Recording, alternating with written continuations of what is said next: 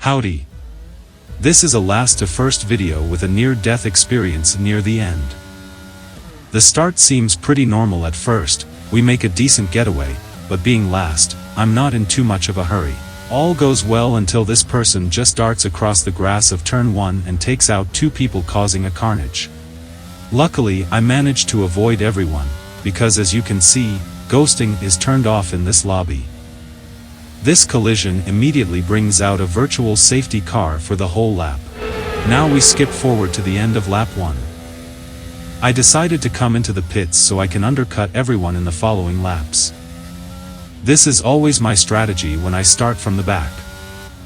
Battling people in the midfield often costs more time than just pitting in lap 1, setting some fast laps in clean air, undercutting everyone, taking those tires to the end of the race. Not to mention, it's much more risky too when racing against slower, but dirty drivers.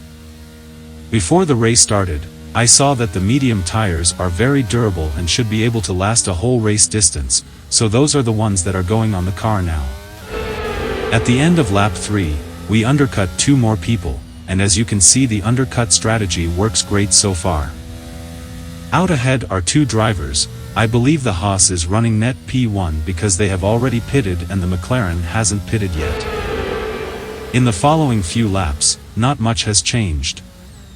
Here on lap 11, I'm still running P2 after the McLaren has pitted, however the torpedo ahead has been steadily racking up penalties, as has everyone else. I didn't have any penalties up to this point. At the end of lap 11, the safety car came out once again. I saw that the torpedo was diving into the pits, so I followed suit. After bolting on some fresh soft tires, we were even Stevens.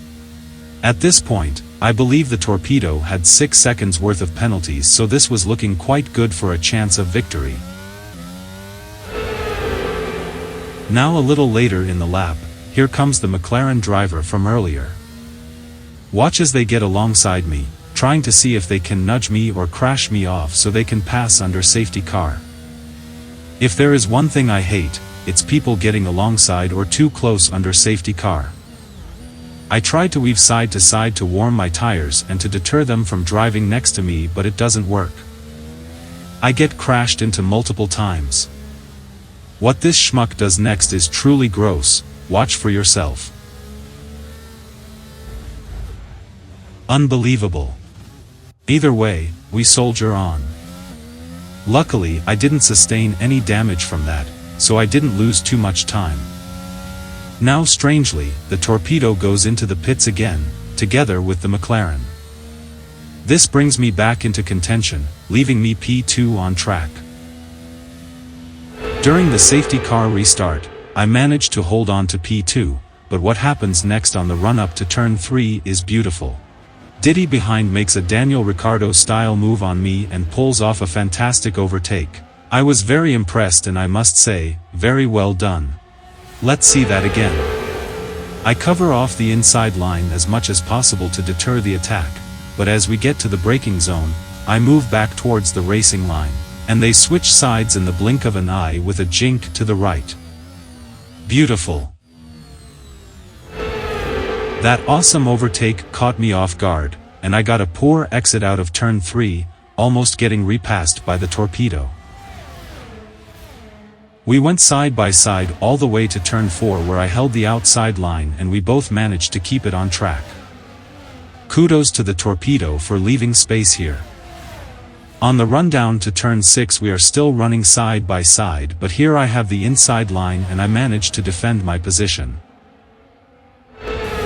Going into the final lap, everyone ahead and behind had pretty massive penalties, while I didn't have any, so I was feeling quietly confident, but what happens next was totally unexpected. Desnan causes a major collision with Diddy in turn 1 and I barely managed to avoid the carnage once more. Unfortunately, the torpedo behind me wasn't as lucky. Let's see from the outside just how close that was. And let's have a look at the misfortune of the torpedo and Diddy. I do have to say, they were all very fast and clean drivers up to that point, so it was really unfortunate that they suffered a DNF in the final lap.